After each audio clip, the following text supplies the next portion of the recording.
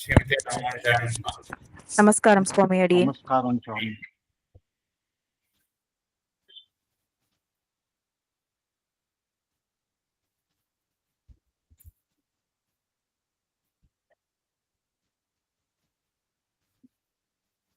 சரி, இன்னைக்கு இந்த மங்கள ஸ்லோகத்தை பத்தி பார்க்கலாம்.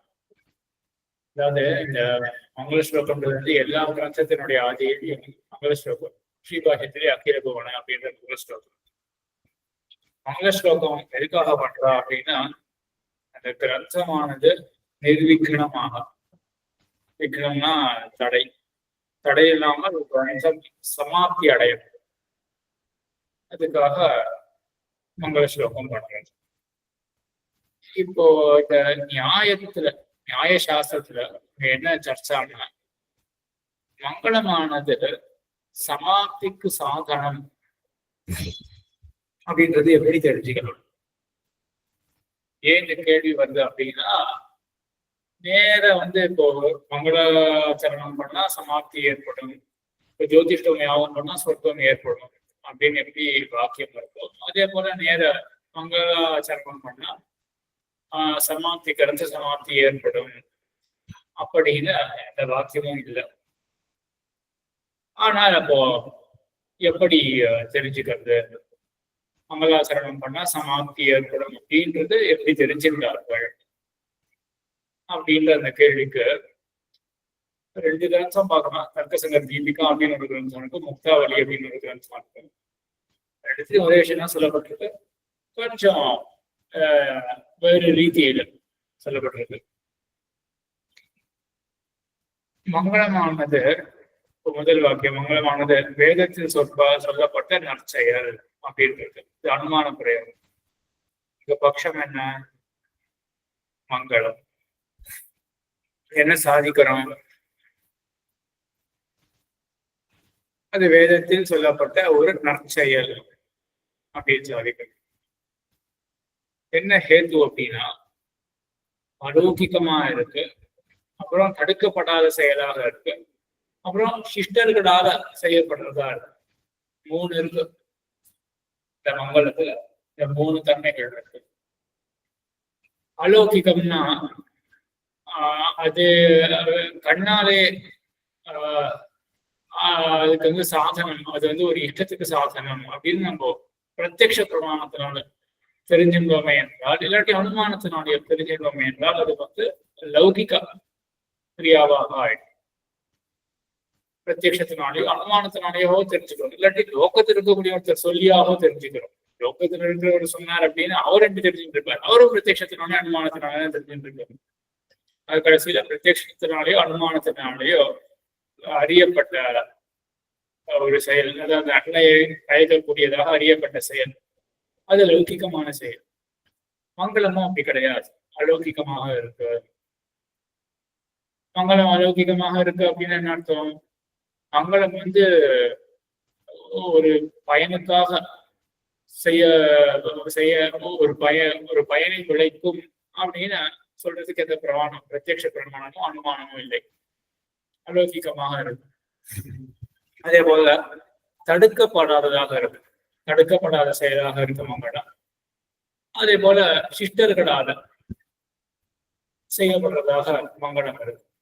இந்த 3 அம்சங்கள் இருக்கிறதுனால மங்களமானது வேதத்தில் சொல்லப்பட்ட ஒரு நற்செயல். இங்க நான் உதாரணம் கொடுக்கல. என்ன உதாரணம் சொல்லலாம்? மழையானது நெருப்பை கொண்டது, புகை இருக்கிறபடியினால் என்ன உதாரணம் சொல்லுவோம்? மழைப்பள்ளியை போல அப்படின்னு மழைப்பள்ளிதான் உதாரணமா இருக்கும். இங்க என்ன உதாரணமாக சொல்லலாம்? பிரம்மத்தை போல. பிரம்மத்தை போல பிரம்மத்தை போல அப்படி வரும். வேதத்தில் சொல்லப்பட்ட நற்செயல், நற்செயல் மற்ற யாகங்கள் யாகத்தை போல, தர்சபூர்ணமாசையா ஏதோ ஒரு யாகத்தை போல. அந்த யாகத்தினால என்ன இருக்கு? வேதத்தில் சொல்லப்பட்ட நற்செயலாக இருக்கு. அதே போல இந்த 3மே அதுல இருக்கு அப்படின்னு உதாரணமாக கொள்ளலாம். சரி, இப்போ இந்த 3 தலங்கள் சொல்லுவோம், 3 விசேஷங்கள், 3 விசேஷனம் போடணுமா அப்படின்னா அனுமான பிரயோகத்துல எப்பவுமே என்ன ஆகும்னா நம்ம வந்து அந்த லட்சணத்துல பார்த்தோம். லட்சணத்துல விசேஷணங்கள்லாம் சேர்த்துட்டே போவோம். எதுக்காக விசேஷணங்களை சேர்த்துட்டு போவோம்? லட்சணத்தை அடையாளத்தை சொல்லும் பொழுது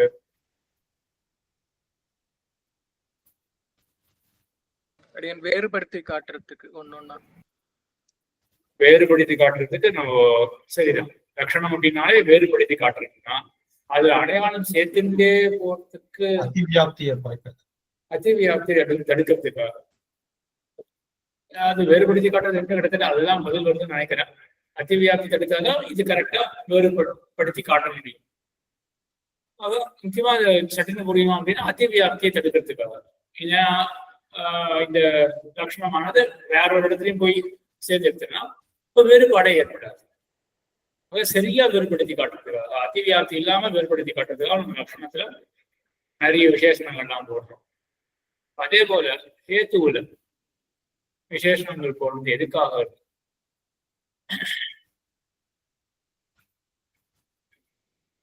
விசேஷணம் போட்டாலே என்ன ஆகும்? வேற ஒரு இடத்துல போகாதபடிக்கு தடுக்கப்படும். விசேஷணம் போடலாம்னா என்ன ஆகும்? வேற ஒரு இடத்துல ஹேத்து போயிடும். போகக்கூடாத இடத்துல ஹேத்து போயிடுறதா மாதிரி ஆயிடும். விபச்சாரத்தை தடுக்கிறதுக்காக, விபச்சாரம் தடுக்கிறதுக்காக. ஏன்னா விபச்சாரம் அப்படின்றது என்னது? சாத்தியம் இல்லாத அபாவ இடத்துல ஹேத்து இருக்கிறது. சாத்திய பாவம் இருக்கிற இடத்துல ஹேத்து இருக்கிறது. அப்ப ஹேத்து இருக்கிறது தான் அங்க தோஷமே. அப்ப என்ன பண்ணணும்? சாத்தியாபாவம் இருக்கிற இடத்துல ஹேத்து இல்லாதபடிக்கு ஒரு ஹேத்து சொல்லணும். ஆக அப்போ வந்து தலங்கள் இந்த விசேஷங்கள்லாம் சேர்க்க சேர்க்க சாத்தியாபாவம் இருக்கிற இடத்துல இல்லாத ஒரு ஹேத்துவாக ஆயிடும். அதனாலதான் இப்போ இந்த அனுமான பிரயோகத்திலேயே மங்களமானது வேதத்தில் சொல்லப்பட்ட நற்செயல் தடுக்கப்படாத செயலாய் சிஷ்டர்களால் செய்யப்படுவது ஆக இருக்கு அப்படின்னு மட்டும் வச்சுக்கோங்க. அப்ப என்ன ஆகும்னா வேதத்தில் சொல்லப்பட்ட நற்செயலாக இல்லாதது ஒண்ணு என்னன்னா நம்மளுடைய போஜனம் சாப்பிடுறோமே அதுல கேத்து வந்துடும். எப்படி?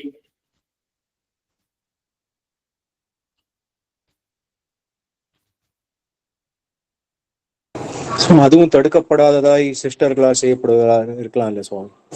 இருக்கு, அது தடுக்கப்படல. யாரும் ஒன்னும் சாப்பிடாத அப்படின்னா யாரும் வேதம் சொல்லல. சிஷ்டாலும் பண்ணிட்டு இருக்கா. ஆனா அங்க சாத்தியம் இல்லையே. ஆகையானது அலௌகிகமாகவும் இருக்கணும். இப்போ அந்த ஹேத்துவானது அந்த போஜனத்துல இல்லை. எப்படி இல்லை? போஜனம் வந்து அலௌகிகம் கிடையாது. சுவாமி. திருஷ்டமா இருக்குல்ல, திருஷ்டமா கண்ணுக்கு தெரியற மாதிரி தானே இருக்கு. திருஷ்டமா இருக்குன்னா யாருதான் கண்ணால பாக்குறோம், அதுவும் திருஷ்டம் தான். அதனோட பயன் வந்து தெரியுது நமக்கு. இது வந்து பயனை ஏற்படுத்தும் அப்படின்றத வந்து பிரத்யக்ஷத்தினாலே அனுமானத்தினாலேயே தெரிஞ்சுட்டு இருக்கோம். திருப்தி அப்படின்ற பயனை ஏற்படுத்தும் அப்படின்னு. ஆகையினால அந்த செயல் வந்து லௌகிகமான செயல், அலௌகிகமானது கிடையாது. சரிப்பா, அப்போ இப்படியே இருக்கட்டுமே. அலௌகிகமாக தடுக்கப்படாத செயல் அப்படின்னு மட்டும் இருந்தா என்ன அப்படின்னா ஜல தாடனம் அப்படின்னு சொல்லுவாங்க. இது பொய்கை கரைக்கு போயிட்டு குளக்கரையில போயிட்டு சில பேர் என்ன பண்ணுவோம் அப்படின்னா சும்மா தட்டிகிட்டே இருப்பாங்க ஜலத்தை. அது வந்து தடுக்கப்படாத செயல் தான். தடுக்கப்படாத அப்படின்னு மேலோட புரியா விருத்தம் கர்மா அப்படின்னு ஒண்ணு இருக்கு. விருத்தா கர்மா அப்படின்னு அதுவும் தடுக்கப்பட்டது அப்படின்னு ஒரு பட்சம் இருக்கு. அது இருக்கட்டும். இப்போதைக்கு அது தடுக்கப்படாது அப்படின்னு வச்சுக்கோங்க. ஆக தடுக்கப்படாத செயலாக இருக்கும் அந்த ஜலத்தாடனம். குளத்து கரையில போயிட்டு ஜலத்தை வந்து சும்மா தட்டின்னு இருந்தது தடுக்கப்படாத செயலாக இருக்கு. அதே போல அது வந்து என்ன அது அலௌகிகமாக இருக்கு அப்படின்னு சொல்லலாமா? இந்த செயலானது அலௌகிகமாக இருக்கு. எப்படி அது அலௌகிகமாக இருக்கு சொல்லலாம் சுவாமி? ஏன்னா அதனால தட்டுறதுனால என்ன பயன்னு தெரியவே இல்லையே. நமக்கு என்ன பயன் வர தெரியல, அதனால அலௌகிகம்னு சொல்லலாம். அப்ப என்ன பயனே தெரியாது. அதுக்கப்புறம் தானே பயனுக்கு பயன் தெரிஞ்சிருந்தது எந்த பிரமாணத்தினால அப்படின்னு விசாரிக்கிறதுலாம் இருக்கட்டும். அது பயனே கிடையாது. பயன் தெரிஞ்சுக்கிறதுக்கே வாய்ப்பு கிடையாது. ஏன்னா லௌகிகம்னா என்ன? அதனுடைய பயனெல்லாம் பிரத்யட்சத்தினாலே அனுமானத்தினால தெரிஞ்சுட்டு இருக்கோம் அப்படின்னு. இங்க பயன் தெரிஞ்சுக்கிறதுக்கு வாய்ப்பே இல்லை அப்படின்றது. அப்புறம் அந்த பிரத்யட்சத்தினாலே நம்ம எதுனால பயனே தெரிஞ்சுக்கலையே இதுக்கு. ஆக இது அலௌகிகம் தான். ஆக இது அலௌகிகமாகவும் இருக்கு. அதே போல என்னவாக இருக்கு, தடுக்கப்படாத செயலாகவும் இருக்கு. ஆனா அதுக்கு இது வந்து வேதத்துல சொல்லப்பட்ட நற்செயல் அப்படின்னு சொல்ல முடியாது. மறுபடியும் விபச்சாரம், அதெல்லாம் சிஷ்டர்களால் அப்படின்னு போட்டுரும். சிஷ்டெல்லாம் பண்ண மாட்டான், அவன் தேவையில்லாத கர்மத்தெல்லாம் பண்ண மாட்டான். அதனால அங்க விபச்சாரத்தை தடுக்கிறதுக்காக. சரி, இப்போ நடுவில் இருக்கிறத விட்டுட்டோம்னா அலௌகிகமாக இருக்கணும், சிஷ்டர்களாக செய்யப்படணும். அப்படி ஒரு செயல், அந்த செயல் என்ன அப்படின்னா சேன யாகம் அப்படிதான் இருக்கு. சேன அபிச்சரணி அச்சேத அப்படின்றப்ப சேன யாகம் எப்படிப்பட்டது அப்படின்னா அது செய்த அபிச்சாரம் தான் அதுக்கு பலம். இந்த அபிச்சாரம் அப்படின்றது வந்து என்ன நினைச்சுட்டு இருக்கீங்க? அபிச்சாரம் அப்படின்னு என்னென்ன நினைச்சுட்டு இருக்கீங்க? அபிச்சாரமா சுவாமி? அபிச்சாரமா? அது அபிச்சாரம். அபிச்சாரம்னா ஒரு தீமையை விளைக்கிறது, தீமையை விளைவிக்கிறது, மற்றவனுக்கு தீமை விளைவிக்கிறது. அது அபிச்சாரம். அபிச்சார பிரயோகம்லாம் சொல்றாங்க. இந்த அபிச்சாரம் அப்படின்னா சத்ரு மரணானுகூல வியாபாரகா அப்படின்னு சொல்லுவாங்க. அதாவது சத்ருவினுடைய மரணத்தை நேரடி யாகும். அபிச்சாரகம் அப்படின்னா சத்ருவினுடைய மரணம் அப்படின்னு கிடையாது, சத்ரு மரணத்துக்கு அனுகூலமான ஒரு வியாபாரம். அதாவது சேனையாகத்தை பண்ணான்னா அவனுக்கு வந்து ஒரு வாய்ப்பு கிடைக்கும். அடுத்தவன் மேல கத்தியை வீசத்துக்கோ வேலை பாய்ச்சறதுக்கோ அவனுக்கு ஒரு வாய்ப்பு கிடைக்கும். அதுதான் அபிச்சாரம் அப்படின்னு பேர். இந்த அந்த செயல் வேலை பாய்ச்சறதோ கத்தியை வீசறதோ அதுதான் அபிச்சாரம். ஆக அதுதான் இந்த சேனையாகத்துக்கு பலன். ஆனா அந்த மாதிரி இவன் பண்ணானே என்றால், இவன் அபிச்சாரத்தை பண்ணானே என்றால் இவனுக்கு நரகம் வரும். ஏன்னா இவன் அந்த ஹிம்சா பண்றானே. ஆகையினால இந்த சேனையாகம்ன்றது ஒரு விதத்துல தடுக்கப்பட்டது அப்படின்னு என்ன அர்த்தம்? நிஷித்தம் வேதத்துல வந்து கலஞ்சம் பக்ஷையே பூண்டை சாப்பிட்டாத அப்படின்னு சொல்ற மாதிரி தடுக்கப்பட்டது அப்படின்னு இங்க அர்த்தம் கிடையாது. பலவத அனிஷ்ட அனுபந்தி அப்படின்னு அர்த்தம். சேனையாகம் வந்து என்ன தடுக்கப்பட்டது அப்படின்னு என்ன அர்த்தம்? அப்போ வேதத்துல வந்து பூண்டை சாப்பிடாத அப்படின்னு இருக்குன்னா, பூண்டை சாப்பிட்டா தித்திக்கிறது அப்படின்னு யாருக்காவது இருந்ததுன்னா அது நல்லதுதான் அப்படின்னு அவளுக்கு இஷ்ட சாதனம். ஆனா என்ன தாற்பயம்? இஷ்டத்தை காட்டிலும் அனிஷ்டம் அதிகமாக இருக்கும். தடுக்கப்பட்டது அப்படின்னா அதான் அர்த்தம். அதே போலதான் இங்கேயும் சேனையாகத்துல இஷ்டத்தை காட்டுறோம். இவனுக்கு சத்ரு மரணம் ஏற்பட்டா இஷ்டம் இருக்கு, ஆனா அவனுக்கு நரக்கம் கிடையாது. அதனால சேனையாகம் தடுக்கப்பட்டது, பலவதனிஷ்ட அனுபந்தி அப்படின்றதுனால. சரி, இப்போ இது என்ன இருக்கு? இந்த சேனையாகம் சிஸ்டர்கள் எல்லாம் பண்றா, சிஸ்டர்கள் எல்லாம் பண்ணுவாடா அப்படின்னா இங்க சிஸ்டர்கள் அப்படின்னு என்ன அர்த்தம் அப்படின்னா ஒரு பலசாதன அம்சத்துல பிராந்தி ரகிதர்கள் அப்படின்னு சொல்லுவாங்க. ஒண்ணு பண்ணா சரியா ஒரு பலன் கிடைக்கும் அப்படின்ற ஒரு அறிவு யாருக்கோ அவர்கள் தான் சிஸ்டர்கள். ஆக அப்படிப்பட்டவர்கள் கண்டிப்பா சேனையாகம் பண்ணுவோம் இல்லையா? அவெல்லாம் சிஸ்டர் தான். நம்ம சிஸ்டர்கள் அப்படின்னு உடனே ஆழ்வார் ஆச்சாரியால் அந்த மாதிரி எடுத்துட்டு கூடாது. சிஸ்டர்களுக்கு வந்து நம்ம ரூடியா வச்சிருந்தோம். சிஸ்டால் அப்படின்னா ஆழ்வார் ஆச்சாரியால் போல பெரியவாள் அப்படின்னு. சிஷ்டகா அப்படின்னா பலசாதனதாம்சே பிராந்தி ரகிதத்துவம் சிஷ்டத்துவம் அப்படின்னு சொல்லுவாங்க. இந்த விஷயம் பண்ணா எனக்கு சரியான பலன் கிடைக்கும் அப்படின்னு யார் தெரிஞ்சுட்டு இருப்பானோ அவன் தான் சிஷ்டன். இப்ப அவன் பண்ண போறான், சேனையாகத்தை பண்ணுவான். சிஷ்டர்களால் செய்யப்படுறதாக சேனையாகம் இருக்கு, அது அலௌகிகமாக தான் இருக்கு. ஏன்னா அதனுடைய பலசாதனத்துவம் நமக்கு பிரத்யட்சத்தினாலும் தெரியாது, அலௌகிகமாகத்தான் இருக்கு. ஆனால் இப்ப ஹேத்து இருக்கு, ஆனா சாத்தியமே இல்லையே. வேதத்தில் சொல்லப்பட்ட நற்செயல்னு சொல்ல முடியாது அது.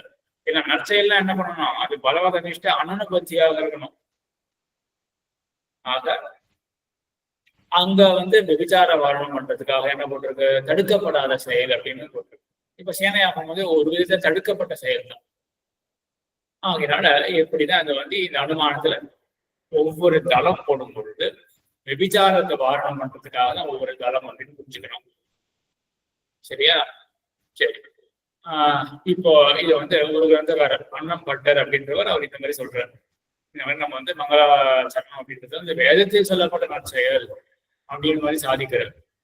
ஆக மங்களம் பண்றதுல, மங்களாச்சரணம் பண்றதுல என்ன பிரமாணம் அப்படின்னு கேட்டா இவர் என்ன சொல்றாரு அப்படின்னா அனுமானிக்கப்படுற வேதம் பிரமாணம் அப்படின்னு கொண்டு போறாரு. யாரு? அன்னம் பட்டர் ரகசங்க தீபிகா அப்படின்ற கிரந்தத்தை பண்ணவர் அன்னம் பட்டர் அப்படின்றவர். எல்லாரும் அனிமே கேள்விப்பட்டிருக்கலாம். தர்க்க சங்கரம் பண்ணவர் எண்ணம் பட்டர் அவரே தான் தர்க்க சங்கர தீபிகா அப்படின்னு அதனுடைய வியாக்கியானம் பண்ணியிருக்கார். ஆக அவர் என்ன எப்படி சாதிக்கிறார்? கேள்வி என்ன? மங்களாச்சரணம் பண்ணுவதில் என்ன பிரமாணம் அப்படின்னு கேள்வி. இப்ப என்ன பதில் சொல்லியிருக்காரு அண்ணம் பட்டார்? மங்களாச்சரணம் பண்ணுவதில் என்ன? இப்போ வந்து எம்பெருமாத்திரத்துல உபாசனம் பண்றதுல பிரமாணம் என்ன தெரிஞ்சுக்கிட்டு பக்தி யோக நிஷ்டாலாம் உபாசனம் பண்றா அப்படின்னு என்ன சொல்ல முடியும்? வேதாந்தம் தான் பிரமாணம் அப்படின்னு சொல்லிடுவோம். அதே போல மங்களாச்சரணம் பண்றாரு பெரியவர்கள்லாம் எதை பிரமாணமாக வைத்துக் கொண்டு பண்றார்கள் அப்படின்னா அனுமானிக்கப்பட்ட வேதத்தை கொண்டு அப்படின்றதா பதில். அனுமானிக்கப்பட்ட வேதத்தில் இந்த மங்களாசரணமானது சொல்லப்பட்டிருக்கு. எப்படி அனுமானம் பண்ணலாம்? வேதத்தில் சொல்லப்பட்டிருக்கு அப்படின்னு எப்படி அனுமானம் பண்ணலாம் அப்படின்னா இதான் வேதத்தில் சொல்லப்பட்ட செயல் மங்களாசரணம் அப்படின்னா இந்த ஏத்துக்கள்லாம் இருக்கு அப்படின்னு சொல்றாரு. சரி, ஆனா நம்மளுடைய கேள்விக்கு பூர்த்தியாக பதில் வரல. நம்ம கேள்வி என்னன்னா, மங்களாசரணம் அதாவது மங்களாசரணம் பெரியவர்கள்லாம் ஏன் பண்றார்கள்? பிரமாணம் இல்லாம பண்ண மாட்டார்களே என்றால் அது பிரமாணம் இருக்கு அப்படின்னு இந்த கிரந்தத்துல இது வரைக்கும் தெரிஞ்சிருக்கு. ஆனா சமாப்திக்காக மங்களாசரணம் பண்றார்கள் அப்படின்னா சமாப்தியை இந்த மங்களாசரணமானது பெற்றுக் கொடுக்கும் அப்படின்னு எப்படி கொள்ள முடியும் அப்படின்னா அதுக்கு வந்து முக்தாவளி அப்படின்ற கிரந்தத்துல மற்றொரு ரீதி விஸ்வநாத பஞ்சானன் அப்படின்றவர் தான் முக்தாவளி அப்படின்னு இருக்கார். அங்கேயும் இப்படிதான் காரிகாவளி அப்படின்னு சொல்லுவோம். அந்த காரிகாவளிக்கு அவரே வியாக்கியானம் பண்ணிட்டார். அண்ணம்பட்டர் போலதான் தர்க்க சங்கரத்தை அமைத்து தர்க்க சங்கர தீபிகா அப்படின்னு பண்ண மாதிரி அந்த பஞ்சானன் விஸ்வநாத பஞ்சானன் அப்படின்றவர் காரிகாவளின்னு ஸ்லோகம் பண்ணிட்டு அதுக்கு அவரே வியாக்கியானம் பண்றார் முக்தாவளி அப்படின்னு. அதுல என்ன ரீதி ஆசிரியிக்கிறார் அப்படின்னா முதல்ல இந்த வேத தரம் கொண்டு வரணும். மங்களம் நற்செயல் அப்படின்றது அதுக்கு வந்து ஒரு பலன் இருக்கு அப்படின்றத மட்டும் ஸ்தாபிக்கிறார். மங்களத்துக்கு வந்து ஒரு பயன் இருக்கு. ஏன் எப்படி அப்படின்னா இது வந்து தடுக்கப்படாத செயலாக இருக்கு, சித்தர்களால் செய்யப்படுவதாக இருக்கு. இப்ப இது போது தடுக்கப்படாத செயல், சித்தர்களால் செய்யக்கூடிய செயல். அந்த அலௌகிக்கம் அப்படின்னு முன்னாடி இருந்து அந்த பதம் இப்ப இங்க இருக்கு. சரி, இப்ப அலௌகிக்கா அப்படின்னு எதுக்காக நம்ம போட்டோம்? முதல் அனுமான பிரயோகத்தில் அலௌகிக்கா அப்படின்ற பதம் எதுக்காக போட்டோம்?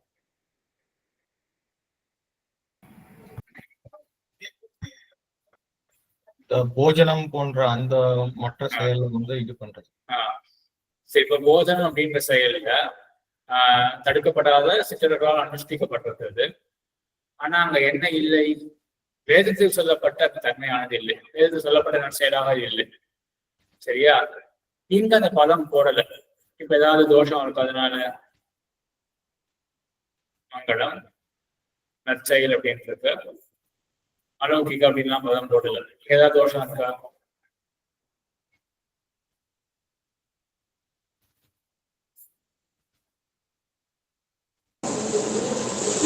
இருக்க மாதிரி தெரியல சுவாமி. அப்படியே இல்லன்னு தோன்றது.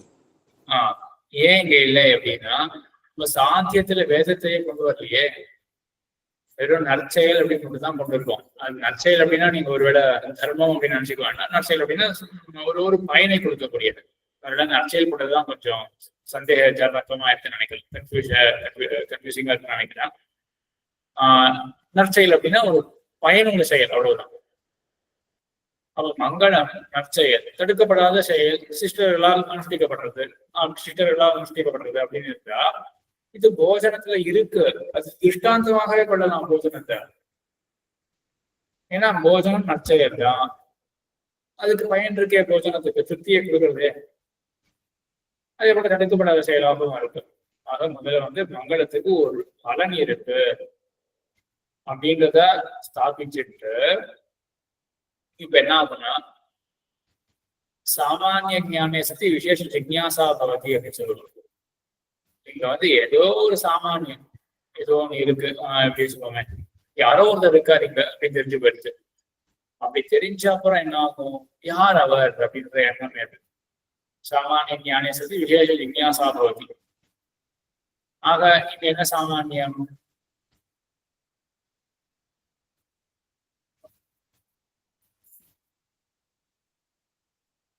பொதுவா மேல தெரிஞ்சிருந்தோம். என்ன தெரிஞ்சிருக்கோம்? மங்களம் நற்செயல். மங்களம் நற்செயல் அப்படின்னா என்ன அர்த்தம்? அதுக்கு மங்களம் சாமானியமான பலன் இருக்குன்னு சொல்லலாம். ஆமா. மங்களத்துக்கு பலன் இருக்கு அப்படின்னு பொதுவா தெரிஞ்சுக்கிட்டோம். மங்களத்துக்கு பலன் இருக்கு தெரிஞ்சுக்கிட்டோம். அடுத்தது என்ன ஜிக்ஞாசா ஏற்படும், விசேஷ ஜிக்ஞாசா ஏற்படும். இந்த மாதிரி பலன் என்ன பலன் அப்படின்றது அடுத்தது விசேஷ ஜிக்ஞாசா ஏற்படும். அப்போ விசேஷ ஜிக்ஞாசா ஏற்படும் பொழுது கங்கா ஸ்நானம் எடுத்துக்கோமே. கங்கா ஸ்நானத்துக்கு என்ன பலன் அப்படின்னா அதுக்கு கண்ணு தெரியாத பையன்தான். ஏதோ ஒரு புண்ணியம், ஏதோ ஒண்ணு கங்கா ஸ்நானத்துக்கு அதான் பலன். ஸ்வர்க்கமோ இல்லாட்டி ஏதோ ஒரு லோகமோ இந்த மாதிரி ஏதோ நம்ம கல்விப்போம். விஸ்வஜ நியாயம் அப்படின்னா அந்த மீமாம்சா எல்லாம் பார்க்கலாம். ஆக இந்த கங்கா ஸ்நானம் அப்படின்றதுக்கு ஒரு கண்ணுக்கு தெரியாத ஒரு பையன் கல்விக்கிறோம். ஆனா கங்கா ஸ்நானத்துல ஏன் இந்த மாதிரி கண்ணுக்கு தெரியாத பையனை கல்விக்கிறோம் அப்படின்னா கண்ணுக்கு தெரிஞ்ச பையன் ஒண்ணு இல்லை. கங்கா ஸ்நானம் பண்றதுக்கு கண்ணுக்கு தெரிஞ்ச பையன் இல்லையா? இருக்கமா இருக்கே சுவாமி, இருக்கேன் சுவாமி. உடம்போட சுத்தி கண்ணுக்கு தெரியுமே சுவாமி. ஆமா. அப்போ சரீரத்தில் இருக்கிற மலங்கள்லாம் போயிடுறது. அப்போ தேக சுத்தி அப்படின்றது கண்ணு தெரிஞ்ச பையன் தானே. அப்படின்னா அது கங்கையில குளிச்சாதான் போகுமான? அப்படி இல்ல. அப்போ கங்கா ஸ்நானத்துக்கு என்ன பயன் இருக்கு? எங்க குளிச்சாலும் தேக சுத்தி ஏற்பட போகுது. அப்படி யோசிச்சோன்னா இதை பண்ணாதான் ஒரு இந்த திருஷ்ட பலன் கிடைக்கும் அப்படின்னு சொல்ல முடியல. அந்த திருஷ்ட பலன் மற்ற உபாயங்களாலையும் பெற முடியும். அப்போ இதுக்கு நிச்சயமா அதிர்ஷ்ட பயன் சொல்லியே ஆகணும். இதுக்கு அதிர்ஷ்ட பயன் தான் சொல்லி ஆகணும். சரி, இப்படி இருக்கும் பொழுது இப்போ சமாப்தி இருக்கு. சமாப்திகள் இப்போ வந்து என்னது மங்களாச்சரணம். இப்போ மங்களாச்சரணத்தை அனுஷ்டிக்க வர பொழுது நம்ம முதல் என்ன சாதிச்சுட்டோம்? மங்களாச்சரணத்துக்கு சாஃபல்யம் இருக்கு. அதாவது அதுக்கு ஏதோ ஒரு பயன் இருக்கு. இப்ப அதோடைய பயன் என்ன அப்படின்னு விசேஷ ஜிக்ஞாசா ஏற்படும் பொழுது இதான் சொல்லுவாங்க, திருஷ்டே சம்பவதி அதிருஷ்ட கல்பனா அந்நியா அப்படின்னு சொல்லுவாங்க. சரி, இது விஸ்வஜ நியாயம் நம்ம சொல்லிடுறேன். சொன்னாதான் ஒரு தெளிவு பெறும். இந்த விஸ்வஜிதா எஜேத அப்படின்றது ஒரு ஜோதிஷ்டோமேன ஸ்வர்காம எஜேத அப்படின்றது. ஜோதிஷ்டோமயாவதுக்கு என்ன பலன்?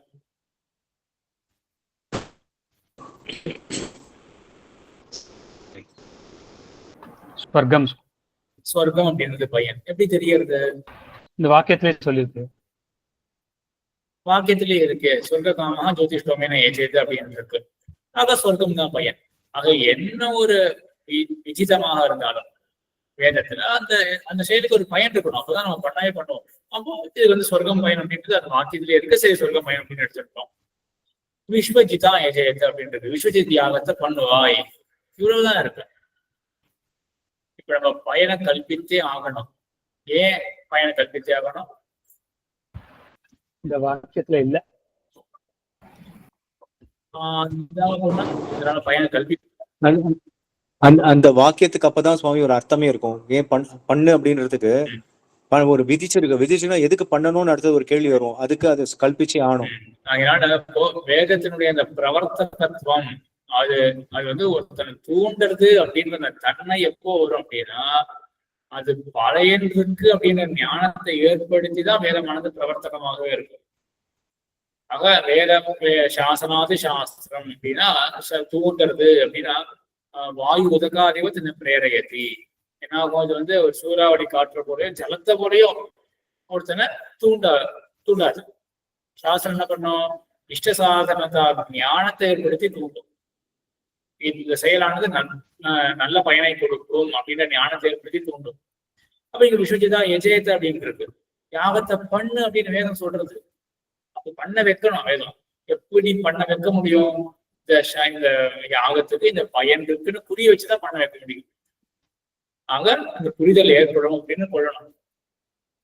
ஆனா அந்த பயன் இல்லையே, அங்க வாக்கியத்துல இல்லையே அப்படின்னும் பொழுது இப்பதான் என்ன கல்விக்கிறது அப்படின்னா சொர்க்கத்தை பயனா கல்பிக்கிறான் அப்படின்னு இதை நம்ம 4வது அத்தியாயத்துல மீமாம்சா சுருக்கமா பார்க்க போறோம். முக்கியமான அதிகரணங்கள்லாம் அப்போ ஏன் சொர்க்கம் அப்படின்றத அப்ப பார்ப்போம். சொர்க்கத்தை தான் கல்பிக்கணுமா பையனா, எந்த ஒரு பையனை கல்பிக்கலாமே அப்படின்றது அவ ஏன்றது அப்ப பார்க்கலாம். இப்ப என்ன தெரிஞ்சுக்கணும் அப்படின்னா, சொர்க்கத்தை கல்பிக்கிறோம் அப்படின்றது தெரியாது. அங்க கூட என்ன ஆகுதுன்னா, அப்ப திருஷ்டமான பலன் சரி, இது வந்து விஷயம் அப்படின்றது இல்லையா, இப்ப பேசிக்கோங்க. அடுத்தது இன்னொரு வாக்கியம் இருக்கு, அது ராத்திரி சத்திர நியாயம் அப்படின்னு சொல்லி வரும். பிரதிஷ்டந்தி ஹவாயே ஏதாக ராத்திரி உபயந்தி அப்படின்னு ஒரு ராத்திரி சத்திரம் இருக்கு. ராத்திரியில பண்ணக்கூடிய சத்திரையாகும், அதுக்கும் பயன் சொல்லல. ஆனா என்ன பண்றது அப்படின்னா, அதனுடைய அர்த்தவாத வாக்கியம். இந்த அர்த்தவாத வாக்கியம் அப்படின்றதுதான் கேள்விப்பட்டிருக்கோமா? அனுமானம், அர்த்தவாதம்னு அனுமானம் சுவாமி.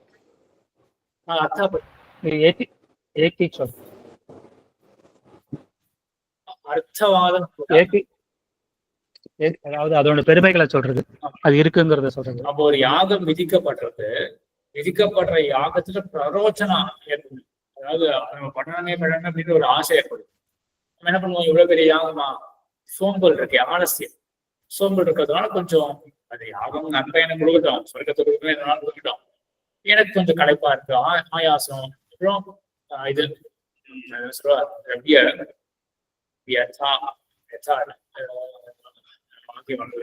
சொல்றது கொண்டு செலவாட்டம்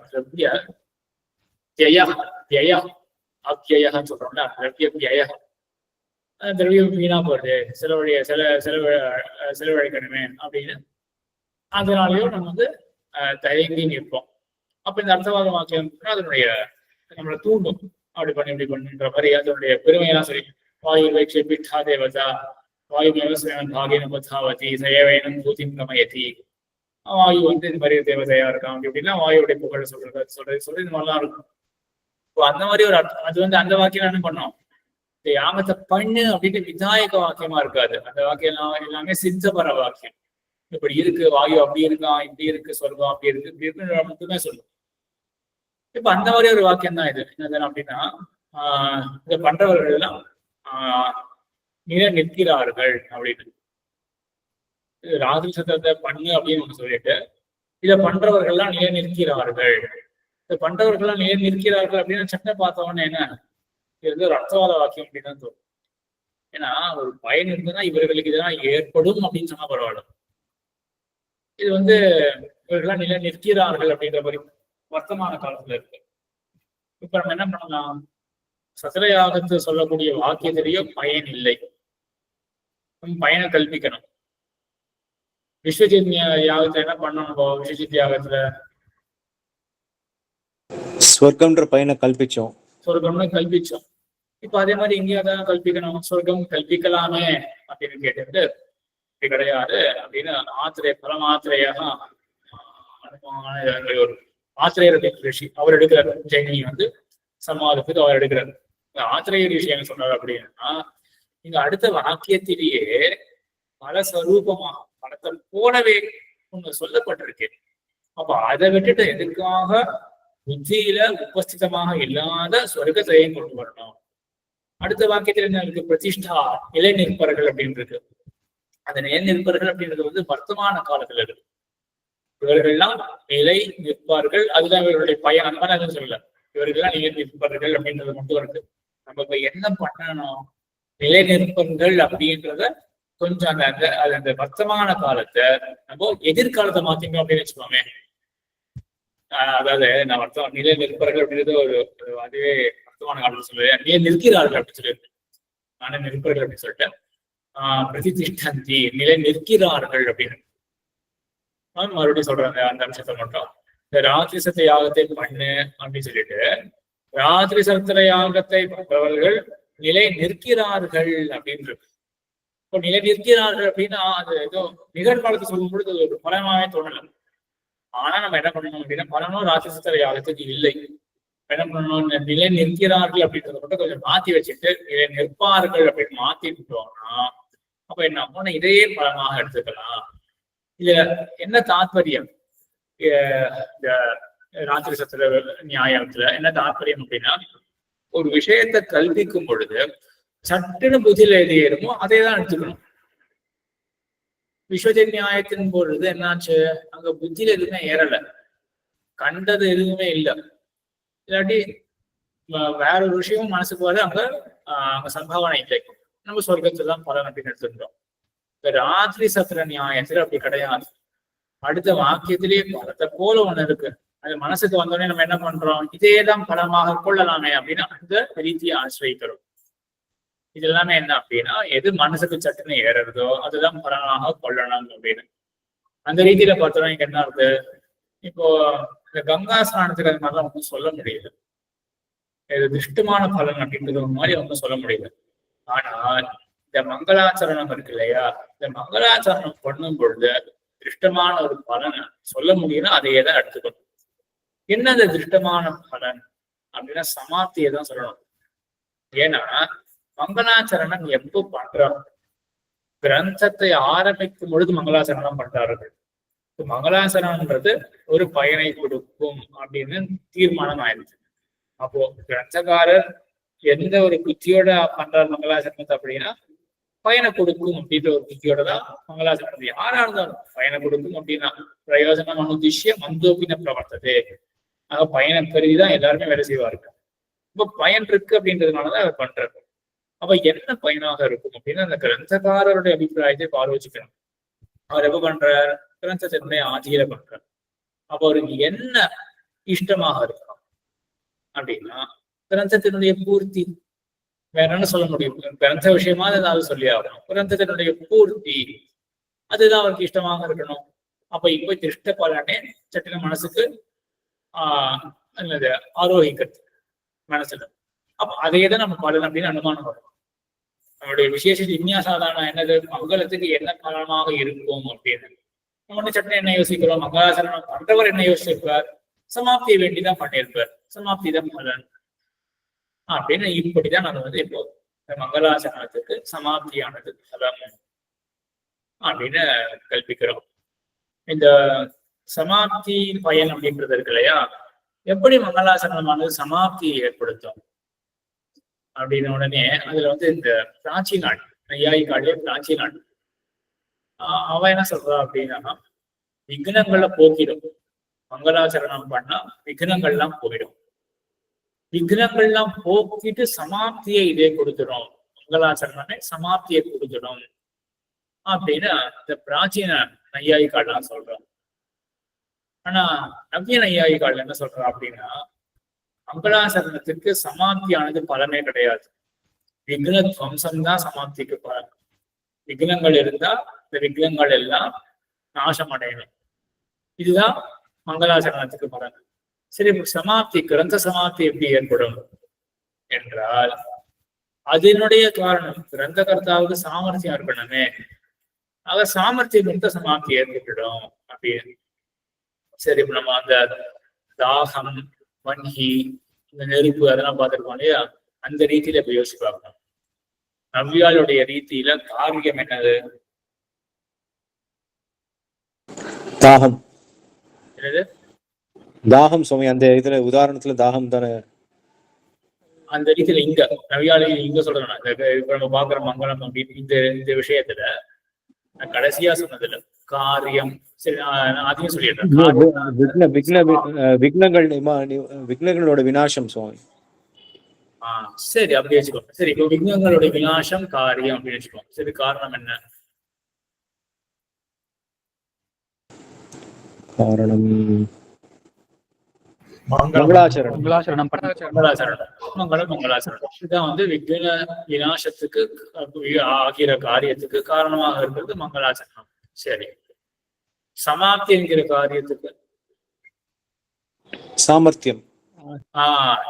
சரியா, சமாப்தி என்ற காரியத்துக்கு காரணம் என்னன்னா சாமர்த்தியம். சரி, அப்போ இதுக்காக மங்களாசரணம் பண்ணணும். சமாப்திக்கு தான் சாமர்த்தியம் இருக்கு, மங்களாசரணம் இதுக்காக பண்ணணும் விக்னங்களை போக்குறதுக்கு சுவாமி. அதுக்கும் சமாப்தி தான் நமக்கு வேணும். விக்னமே தான் இருந்துட்டு போட்டு நமக்கு வேண்டிய சமாப்தி கிரந்த சமாப்தி. அதுக்கு சாமர்த்தியம் இருக்கு. விக்னத்தை போக்குறது எதுக்காக? விக்னத்தோட அபாவம் இருந்தாதான் விக்னத்துடைய அபாவம் இருக்கணும். அப்போ ஏன்னா விக்னம்ன்றது பிரதிபந்தகமா இருக்கு சமாப்திக்கு. சமாப்திக்கு என்ன காரணங்கள்? சாமர்த்தியம், சாமர்த்தியத்தோட அபாவம். சாமானியமும் விக்ன அபாவமும் ரெண்டு காரணங்கள். அல்ல சாமர்த்தியம் இருக்கிறது, அது புண்ணிய கர்மத்தினால வரப்படுது. விக்னத்தினுடைய அபாவத்தை சம்பாதிக்கிறதுக்காக தான் மங்களாச்சரணம். சரியா? அதுக்கப்புறம் ஒரு கேள்வி வருது. இப்போ விக்ன துவம்சம்ன்றது காரியம் அப்படின்னு ஆயிடுச்சு. விக்ன துவம்சம் காரியம், அதுக்கு காரணம் என்னன்னு பார்த்தோம், மங்களாச்சரணம் காரணம் அப்படின்னு பார்த்தோம். இப்போ ஒருத்தர் விக்னமே இல்லாம இருக்கார், அவருக்கு சில பாபம் தான். ஆக அவருக்கு பாபம் இல்லாம இருக்கு. அதாவது பாபம்னா பாப விசேஷம், வேற பாபம் இருக்கலாம். ஆனா கிரந்த சமாப்தியை தடுக்கக்கூடிய பாபம், அவருக்கு துரிதம் எதுவும் இல்லை. அப்படி ஒருத்தர் இருக்கார், நிர்விக்ரமா ஒருத்தர் இருக்கார். அவர் இப்போ மங்களாச்சரணம் பண்றார். அப்படி பண்ணா என்ன ஆகும்னா, இப்போ காரிய காரண பாவம் இங்க கபினமாயிடும். எப்படி?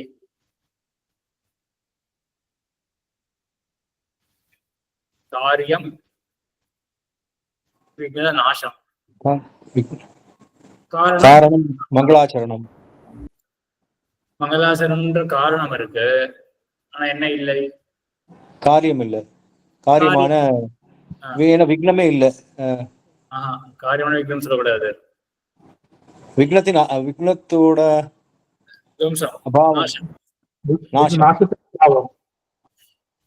காரியம் விக்னநாசத்தின் அபாவம், விக்னநாசத்தின் அபாவம் இல்லை. இல்ல விக்னநாசம் இல்லை, அவ்வளவுதான். விக்னநாசம் தான், நாசம் தான் காரியம். அதாவது காரணம் இருக்கு, காரியம் இல்லை. இதை நம்ம ஏதாவது அண்மையை இன்னும் நன்னா முடிக்கிறதுக்கு உதவும், இன்னும் நன்னாவோ சீக்கிரமாவோ முடிக்கிறதுக்கு உதவும் மங்களாச்சரணம். விக்னநாசான துவம்சம் அவ்வளவுதான். விக்னமே இல்ல, அவர்கிட்ட விக்னமே இல்லைன்னா அப்ப அதோட மங்களாச்சரணத்தோட பிரயோஜனம் என்ன? அதான கேள்வி சுவாமி. சரியா கேட்கல. இல்ல, இப்ப அவர்கிட்ட விக்னம் இல்ல, அதனால அந்த மங்களாச்சரணம் அவர் பண்ணா அதோட பிரயோஜனம் என்ன அப்படிங்கிறது தான் கேள்வியா? ஆமா, அதேதான். மங்களாச்சரணம் பிரயோஜனம் இல்லை அப்படின்றது ஆயிடுறது இல்லையா? அப்போ காரிய காரண பாவம் இப்போ என்னன்னா, நெருப்புக்கு காரியம் என்ன? தாகம். இதுதான் காரியம். அப்ப நெருப்பு இருந்தா என்ன நடக்கணும்? நிச்சயமா தாகம் நடக்கணும். அப்ப அந்த ரீதியில தான் நம்ம யோசிச்சோம். நெருப்புக்கு அது மட்டும் காரணம் கிடையாது, மன்னிய பாவம் காரணம் அப்படின்னு தான் யோசிச்சோம் இல்லையா? அதே மாதிரி இங்க என்ன இருக்கு, இங்க மங்களாச்சரணம்ன்றது காரணம். என்ன பண்ணும் மங்களாச்சரணம்? விக்னத்தை போக்கும். இப்போ விக்ன துவம்சம்ன்றது காரியம். இங்க ஒருத்தர் மங்களாச்சரணம் பண்ணியிருக்க, விக்ன துவம்சம் ஏற்படல அப்படின்னா இப்போ காரணங்கிறது காரியம் இல்லை அப்படின்னு தான் வருது. அப்ப காரணங்களுக்கு காரியம் இல்லை அப்படின்னா அப்ப காரிய காரண பாவம் சரி வரலையே. இது அந்த தாகம் நெருப்பு போலதான். நெருப்பு இருக்கானாலும் தாகம் ஏற்படலையே. அப்ப எப்படி நெருப்பானது தாகத்துக்கு காரணம்னு சொல்ல முடியும்? பார்த்தா இங்க எப்படி இத சமாதானம் சொல்லலாம்? இங்க ஒரு அங்க சந்திரகாந்த மணி இருந்ததுனால தாகம் ஏற்படல, நெருப்பு இருந்தாலும் தாகம் ஏற்படல. அதே மாதிரி இங்க விக்னம் விக்னத்தினோட அபாவம் இருக்கிறதுனால காரியம் விக்னத்தை சாதிக்க மங்களாச்சரணம். நற்செயல். இந்த மங்கள ஸ்லோகம்ன்றது ஒரு நற்செயல். அதனுடைய காரணத்தினால நற்செயலின் காரணம் இல்ல காரியம். நற்செயல் அப்படின்னு மங்களம் இருக்கு இல்லையா? என்ன பதில்னா, இப்போ விக்ன துவம்சத்துக்கு ஒரு காரணம் மட்டும் கிடையாது, இன்னொரு காரணம் வேணும் அப்படின்னு சொன்னா போதும். என்ன காரணம் நினைச்சுட்டு இருக்கோம்? மங்களாச்சரணம் காரணம் அப்படின்னு நினைச்சுட்டு இருக்கோம். மங்களாச்சரணம் மட்டும் காரணம் கிடையாது, விக்னமே ஒரு காரணம். விக்னம் இருந்தா தானே விக்ன துவம்சம் ஏற்படும். சரியா? விக்னம் இதெல்லாம் பேச்சு, அந்த செயலி. நமக்கு வேற எங்கேயாவது உண்மையா சொல்லணும்னா லௌகிக விவகாரத்துல ஈடுபடுறவருக்கு நிறைய பயன்படும். நமக்கும் கூட நிச்சயமா அங்கங்க ரகசிய கிரந்தங்கள் எல்லாம் அந்த மாதிரி இப்படி யோசிக்கலானே அப்படின்ற மாதிரி ஒரு பயன்படும். இது புரிஞ்சுதா? என்னன்னு இப்போ அங்க என்ன பார்த்தோம்? நெருப்பு இருக்கு, காரணம் இருக்கு. தாகம் காரியம் ஏற்படலையே அப்படின்னா அது மட்டும் காரணம் கிடையாது, மன்னிய பாவம், சந்திரகாந்த மன்னிய பாவம், அதுவும் காரணம் அப்படின்னு பார்த்தோம். அந்த காரணம் இல்லையே, ஆகையினால தாகம் ஏற்படலை அப்படின்னு சொல்றோம். இங்க மங்களாச்சரணம் காரணம், காரியம் வந்து விக்ன துவம்சம். மங்களாச்சரணம் இருக்க துவம்சம் ஏற்படலையே அப்படின்னா அதானே சொல்லுவோம். நம்ம பேச்சிலே யோசிச்சு பார்க்கலாம். நம்ம என்ன சொல்லுவோம்? மங்களாச்சரணம் இருக்கு, ஆனா விக்ன துவம்சம் ஏற்படலையே, ஏன் ஏற்படல, என்ன சொல்லுவீங்க அப்படின்னா நம்ம என்ன சொல்லுவோம்? பேச்சு வழக்குல விக்னமே இல்ல. இருந்தாதானே விக்னமே தோணும். இல்லையே அப்படின்னு. விக்னமே இல்லை அப்படின்னு சொல்லுவோம் மாட்டோம். விக்னமே இல்லை அப்படின்னு சொல்லுவோம். அதுதான் பதிலே. விக்னமே இல்லைன்னு என்ன அர்த்தம்னா காரணம் இல்லையே அப்படின்னு அர்த்தம். விக்னமும் ஒரு காரணம் தானே அப்படின்னு. இது எப்படின்னா, பிராயசித்தம் என்ன பண்ணும்? பிராயசித்தம் வந்து பாப்பத்தை நாசம் செய்யும். ஒருத்தர் பிராயசித்தம் இல்லாமலே அவர் பாப்பம் இல்லாமலே ஒருத்தர் பிராயசித்தம் பண்றாரு அப்படின்னு அங்க மட்டும் என்ன பதில்? இதேதான் பதில். பிராயசித்தம் மட்டும் பாப நாசத்துக்கு காரணம் கிடையாது, பாபமே பாப நாசத்துக்கு காரணமாக இருக்கு அப்படின்னா. இதுக்குள்ளதான் கேள்வி வரும், எப்படி வந்து சிஷ்டாலாம் ஏன் பண்றா? சரி சுவாமி. அப்படின்னு ஒரு சந்தேகம். இப்ப பிராயசித்தன்ற சொல்லும் போது பாப்பம் இருந்தாதானே பண்ண போறா? அது இப்ப விதிக்கிறதே இந்த பாபம் செஞ்சா இந்த பிராயசித்தம் பண்ணுன்னு தான் சொல்ல போறது. பாப்பம் இல்லைன்னா இதுக்கு பிராயசித்தம் பண்ண போறா சுவாமி? அதுதான் இப்ப அடுத்தது கேள்வி. அப்ப சிஷ்டாலாம் ஏன் பண்ற? சிஷ்டா கூட இப்படிதான் பண்ணுவா. என்ன பண்றா அப்படின்னா, இந்த பிராயசித்தம் பண்ணும் பொழுது பாப்ப சங்கையினாலதான் பண்றா. அவளுக்கு கூட தெரியும் பாப்பம் இருக்கா இல்லையா. இப்போ பாப்ப சங்கையினாலதான் பண்றா பிராயசித்தத்தை. அதே போலதான் விக்ன சங்கையினாலதான் மங்களாசரணம். தெரியாது நம்ம விக்னம் இருக்கா இல்லையாலும் தெரியாது. விக்னம் ஒரு விதமான பாப்பம் தானே. இந்த கிரந்த பிரதிபந்தகமா இருக்கக்கூடிய பாப்பம் அது விக்னம்ன்றது. இங்கதான் வந்து ஒரு சாஸ்திர விஷயம் நம்ம பார்க்கலாம். அப்போ பிரவருத்திக்கு நம்ம ஒரு காரணம் பார்த்தோம். பிரவருத்திக்கு என்ன காரணம்? 3 பார்த்தோம். முக்கியமா ஒரு காரணம் பிரவருத்திக்கு. எப்போ முயற்சி செய்வோம், செயலை எப்போ ஈடுபடுவோம்?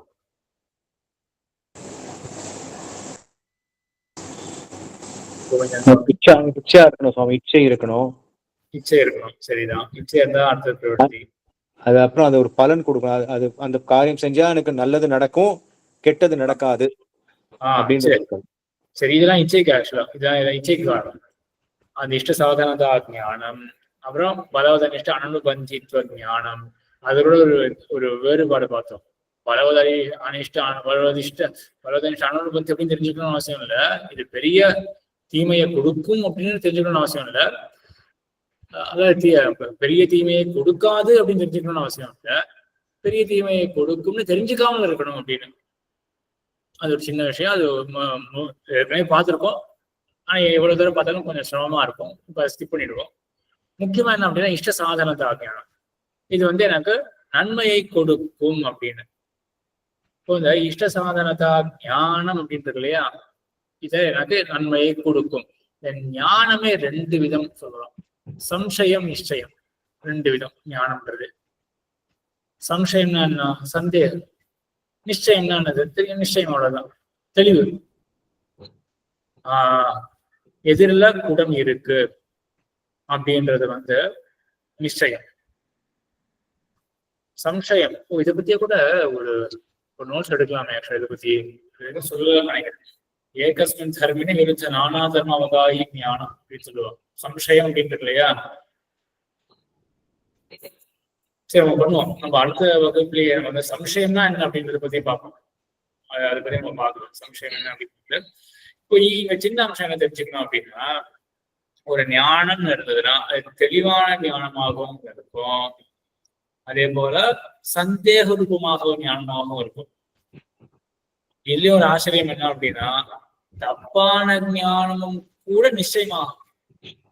தப்பான ஞானமும் கூட தெளிவான ஞானம் தான். சரியான ஞானன்றது வேற, தெளிவான ஞானன்றது வேற. சரியா?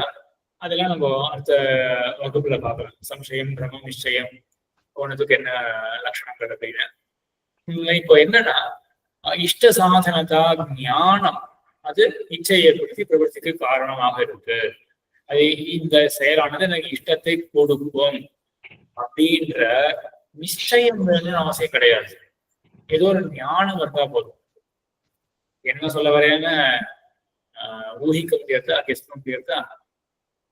இஷ்டத்தை கொடுக்கும் அப்படின்ற ஞானம், நிச்சயம் வேணும்னு அவசியம் இல்லை, ஏதோ ஒரு ஞானம் இருந்தா போதும். பாசிபிள்ங்கிற ப்ராபபிலிட்டியா சொன்ன வாய்ப்பு இருக்கு அப்படின்றது ஒரு சந்தேகம். இது இஷ்டத்தை கொடுக்கும் அப்படின்னு சொன்னா அது நிச்சயம். இஷ்டத்தை கொடுக்கும், கொடுக்காமலும் போகலாம் அப்படின்னு பாவம் அபாவம் ரெண்டு சேர்த்தாலே அந்த சம்சயம் தான் வரும். அடுத்தது நமக்கு இதுவா விளக்கமா பார்க்கலாம் இந்த சம்சயம்னா என்ன அப்படின்றது. அத என்ன இருக்குன்னா, இப்போ இந்த சிஷ்டால் கூட எதுக்காக பிராயசித்தம் பண்றா அப்படின்னா அவளுக்கு பாப சங்கை இருக்கு.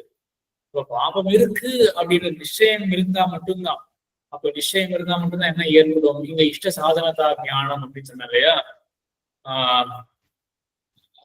இந்த ரீதியில கொஞ்சம் ஆழமாக யோசிப்போம். மங்கள பராயசித்த விஷயத்தை வச்சுக்கோங்க. பராயசித்த விஷயத்துல காரியம் என்ன? காரியம் தான் எங்க இஷ்டமே. என்ன காரியம்? ஆசைப்பட பாபம் போதல் சுவாமி, பாப நாசம், அதுதான் காரியம். அந்த இஷ்டத்துக்கு சாதனமாக என்ன இருக்கு?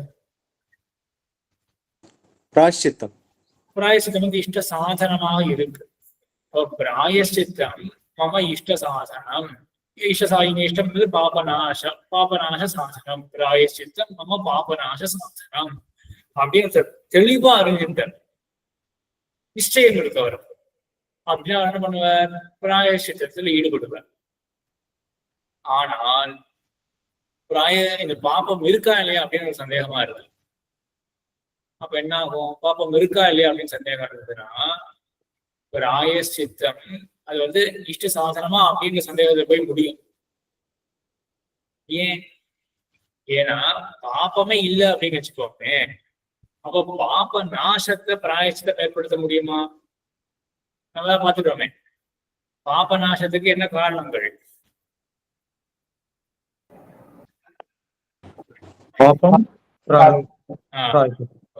பாபமும் சேர்த்துக்கணும். பாபமும் காரணம், பிராயசித்தமும் காரணம். அப்போ பாபம் இருக்குமா இருக்காதா அப்படின்னு ஒரு சந்தேகம் இருந்ததுன்னா அப்போ பிராயசித்தமானது இப்போ காரணாந்தரம் காரணம் இல்லையே. இப்போ பிராயசித்தமானது காரியத்தை ஏற்படுத்துமா ஏற்படுத்தாது அப்படிங்கிற சந்தேகத்துலதான் போய் முடியும் உண்மையாவே அங்க. அப்ப இங்க என்னன்னா இஷ்ட சாதனதா சம்சயம்தான். ஒரு காலம் நான் பண்றேன், இஷ்டம் நடந்தாலும் நடக்கலாம் அப்படின்னு நம்ம லோகத்துல வேற மாதிரி வச்சுருவோம். நான் பண்றேன், இஷ்டம் நடந்தா நடக்கலாம் அப்படின்னு. ஆக்சுவலா அதே சென்ஸ் தான் இங்கேயும். லோகத்துல பிசினஸ் ஆரம்பிக்கிறாரு அப்படின்னா அவருடைய எஃபர்ட் இருக்கு, அதே போல மற்ற எல்லாமே சாமகிரிகள் எல்லாமே இருக்கு அப்படின்னு வச்சுக்கோமே. அவருக்கு ஏன் அந்த சந்தேகம் வருது? இது இதுக்கு லாபம் வரலாம், வராம போகலாம் அப்படின்னு ஏன் அந்த சந்தேகம் இருக்கு? அந்த லாபத்துக்கு அதுக்காக தானே அனுகூலமா தானே முயற்சி பண்றாரு. காரணம் இருக்கு, செயல் இருக்கு, லாபத்தை கொடுக்கக்கூடிய செயல் இருக்கு. ஆனாலும் ஏன் சந்தேகம்? மற்ற காரணங்கள் இருக்கா அப்படின்னு தெரியலையே. அதேதான் இங்கேயும். பிராயசித்தம் பண்றேன், ஆனா அது மட்டும் காரணம் கிடையாது. பாப்பம் அப்படின்றது காரணம், அது இருக்கா இல்லையான்னு தெரியலையே அப்படின்னு அதே சென்ஸ் தான் இங்கேயும். என்ன இங்க ஒரு அங்கேயும் நம்ம இந்த பலன் பாசிட்டிவானது இருக்கு. இன்னொரு காரணமும் பாசிட்டிவா இருக்கிறதுனால நமக்கு எல்லாமே சரியா புரியுற மாதிரி இருக்கு. இங்க பாப்பம்ன்றது ஒரு நெகட்டிவா இருக்கு இல்லையா? அதனால ஒருவேளை சட்டுன்னு அதேதான் இது அப்படின்றது புரியாம இருக்கலாம். ஆனா பொஸ்துதாக நம்ம கொஞ்சம் ஆராய்ந்து பார்த்தோமே என்றால் அதேதான். இன்னொரு காரணம் இருக்கா இல்லையா அப்படின்னு தெரியல. அதுதான். ஆக சம்சயம் இருந்தா கூட இஷ்டத்தை பெற்றுக் கொடுக்கலாம் அப்படின்னு ஒரு வாய்ப்பு சம்பாவனை இருந்தா கூட அப்பவும் நம்ம அந்த இச்சை ஏற்பட்டு நம்ம அந்த பிரவൃத்தியில ஈடுபடுவோம் அப்படின்னு. சரி, இன்னைக்கு தொடர்பு அதே ஒரு சந்தேகம். இப்போ நம்ம பேசிட்டு இருந்தோம் இல்லையா, இந்த பாபம் நிவர்த்தி பிராயசித்தம் பேசிட்டு இருந்தோம் இல்லையா? அப்போ இந்த கான்டெக்ட்ல வரும்போது எல்லாமே சம்சய ஞானமா தானே இருக்கும். அவ பிராயசித்தம் பண்றவள், சிஸ்டர்கள் பண்றவாளுக்கு எப்போதுமே அது எப்போதுமே சம்சய ஞானமா தானே இருக்கும். அவளுக்கு ஒரு நிச்சய ஞானமே இருக்காது இல்லையா? பிராயசித்தம் பாவ அதிர்ஷ்டம் தானே. அதுக்காக சரிதான், அது சரிதான். அப்படிதான் கிரந்தக்காரன்னு சொல்றாங்க. ஏன்னா இப்ப நம்ம பாப்பதுக்கு பார்க்க அது விக்னத்திலயும் அதேதான். யாருக்கு தெரியும் விக்னம் இருக்கா இல்லையான்னு யாருக்கு தெரியும்? ரெண்டுத்துலயும் அதேதான். அதனாலதான் இந்த கேள்வியை கேட்டுக்கிறாங்க. இதுதானே எப்பவுமே நடக்கும். சில பேருக்கான ஒரு வேலை தெரியுமா நம்ம சில இடத்துல இருக்கே நான் சொல்லலாம், தாராளமா சொல்லலாம். அதாவது எல்லா இடத்துலயும் பாப்பம் வந்து அது தெரியாது அப்படின்னே இல்லை. நான் கேசரினோ தாத்தி அப்படின்றது தானம் கொடுக்கும் பொழுது அஸ்வத்தை கொடுக்க கூடாதான், தானமா கொடுக்க கூடாதான். Okay okay. ஆனா அதை கொடுத்தா அதுக்கு எந்த பிராயஷ்டமும் சொல்லப்பட்டிருக்கு. நம்ம ஊர்லயே எவ்வளவு இருக்கு இல்லையா, அந்த சாந்திராயண விரதம் அப்படின்னு ஒண்ணு இருக்கு, விளக்கு அணைச்ச உடனே சாப்பிடக்கூடாது அப்படின்னு இருக்கு. அந்த மாதிரி விஷயத்தெல்லாம் பாப்பம் இருக்கு, நம்ம தெரிஞ்சுக்கிறோம்ல. அந்த இப்போ நான் அது புரியுது. பட் மத்த பாவங்கள்லாம் சொல்றேன். இப்போ நம்ம தெரியாம பண்ற பாவங்கள் அவளுக்கு அதுக்குதான் இந்த சம்சயம் அப்படின்ற இந்த கேஸ். சரி சரி ஓகே.